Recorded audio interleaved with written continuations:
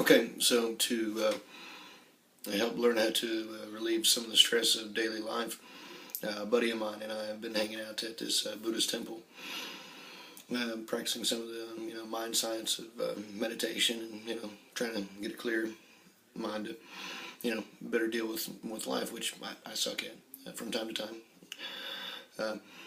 So I've been real excited and doing that for a couple of weeks, and it's a real good time.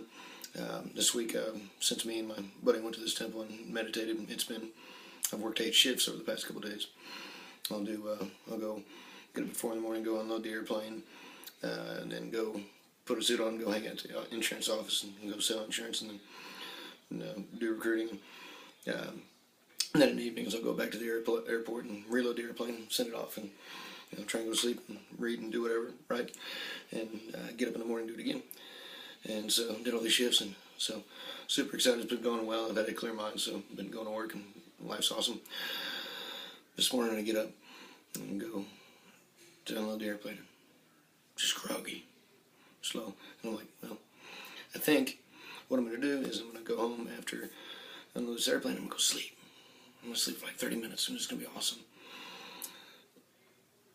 I'm going to be late to the insurance office. But then I get this message about a music festival in Guthrie that they invited art group I'm with, Killer Next Door, to take part in. And so I get super pumped, and I'm emailing people in the arts group, and I'm emailing the city council and Guthrie, and I'm getting everything together, and then I'm showing up to work, reasonably close to on time-ish.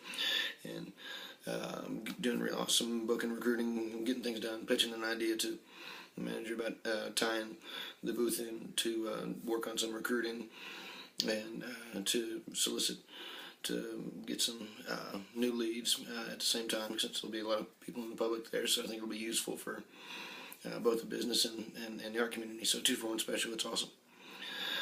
So I power through the entire day, and then I'm going and I'm driving around, I'm getting the tent, and I'm going up to Guthrie, and I'm setting up the tent and schmoozing with the city council and the lady and the other arts people there, and everything's awesome, solid, and hopefully we'll see.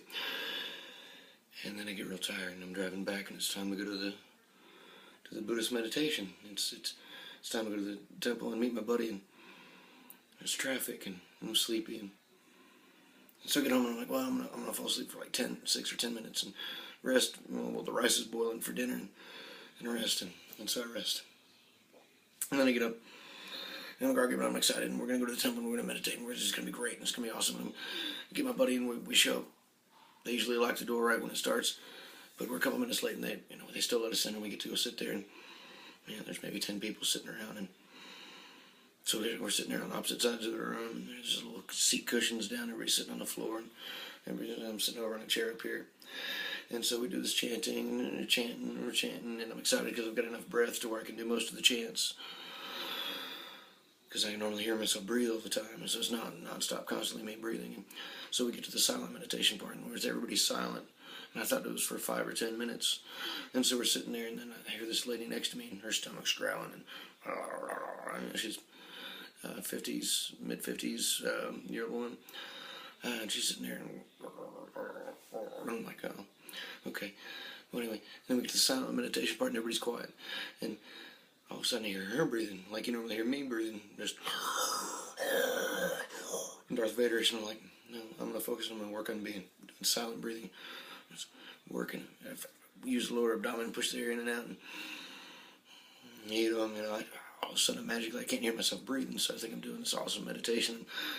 You can breathe, but you can hear me breathe right now, but then you can hear me breathe. I was just doing good. But there's this lady over here, and you hear her breathing. And you hear the stomach gurgling. Well, anyway, I pass out. We're sitting there meditating, and I'm asleep. I'm sitting up like this, but I'm asleep. And I'm asleep, and I'm dreaming. And all of a sudden, I'm in the airplane. I'm in the belly of the airplane, and I'm loading the airplane. I'm loading the airplane up. Boxes are coming up. This belt loader on the ground, and all these packages come up the belt loader, and they're getting put on the plane. And I'm pushing them, and I'm pushing them. There's some weird people in the belly of the airplane. I know these people, but they're not supposed to be here. Okay, whatever. Loading the airplane, loading the airplane. And all of a sudden, this big, huge, long box comes up, and trying to maneuver it in. That happens from time to time. It's this big, long box, and it's kind of heavy, and it starts to open it up, and there's blankets falling out. It's all the blankets from my bed. all these blankets that lying around on the bed, and all of a sudden my kids roll out of the box, and it's Monty and Lennon. They're giggling, they're rolling around. It's hilarious. It was really good. It was funny. We're in the belly. They're playing. Got blankets and kids running. Well, then Monty falls out of the airplane and he falls down and he gets hurt, and it's not a good dream anymore. It's sad, and he's like, ah, and it's just my son in pain, and I'm like, okay, this is not a good dream. And then, boom, the guy rings the chime to end the meditation. And so the meditation's over. And I'm awake, and I'm sitting here, and everything's okay, and it's awesome meditation. I meditated really well. And then when we do a walking meditation, to where we follow each other, one another around the room, we're still supposed to keep the same mindless, clear mind. If thoughts come, let them come. Keep walking. So we circle the room once. It's me and 10 other people. And I'm following a lady that was breathing beside me. And we're walking around the room. And all of a sudden we get around it the second time. This woman passes gas. And it's like a car backfire. And she just explodes. And I'm just shattered, Whatever Zen meditation I had, it was gone. But nobody loses composure. We just continue walking around the room in a circle doing the meditation. And so this goes around for a few times, and I know what I'm thinking about, and I know what this lady's probably thinking about. She's probably like, well, I just busted ass, and a lot of folks hear that, and that's great. But, every calm composure, we go around and we sit down, and everybody talks about, okay, how are you guys doing this week?